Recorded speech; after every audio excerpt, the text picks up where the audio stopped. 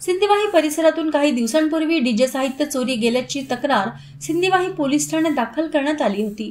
या प्रकरणी अज्ञात आरोपींविरुद्ध गुन्हे दाखल करून तपास सुरू करण्यात आला होता। दरम्यान स्थानिक गुन्हे अन्वेषण शाखा व सिंदेवाही पोलिसांनी संयुक्तरित्या या प्रकरणाच्या तपासादरम्यान आरोपी शुभम नागोसे वय वर्ष 28 व इतर 4 जणांना सिंदेवाहीतून ताब्यात घेतले। तसेच चोरीला गेलेल्या मुद्देमालासह 1.5 लाखांचा ऐवज जप्त करण्यात आला। या प्रकरणी सिंदेवाही पोलीस ठाण्यात दाखल करण्यात आलेल्या तक्रारीवरून भारतीय न्याय संहिता अन्वये गुन्हे दाखल करण्यात आले होते।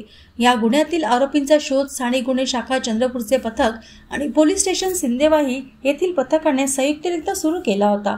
दरम्यान आरोपी शुभम नागोसे व इतर 4 जणांना सिंदेवाही परिसरातून ताब्यात घेत कसून चौकशी केली। यावेळी आरोपींकडून नागपूर व सिंदेवाही येथील गुन्ह्यात चोरीला गेलेला संपूर्ण मुद्देमाल तसेच गुन्ह्यात वापरलेली वाहने जप्त करण्यात आली। सदर कारवाई पोलीस अधीक्षक मुम्मका सुदर्शन, अपर पोलीस अधीक्षक रीना जनबंधू यांच्या मार्गदर्शनाखाली स्थानिक गुन्हे शाखेचे पोलीस निरीक्षक अमोल काचोरे, सिंदेवाहीचे पोलीस निरीक्षक विजय राठोड यांच्या नेतृत्वात पोलीस उपनिरीक्षक संतोष निंबोरकर, सागर महल्ले, प्रेमनाथ ठवकर व पोलीस हवालदार यांच्या पथकाने केली। पुढील तपास सिंदेवाही पोलीस करीत आहेत।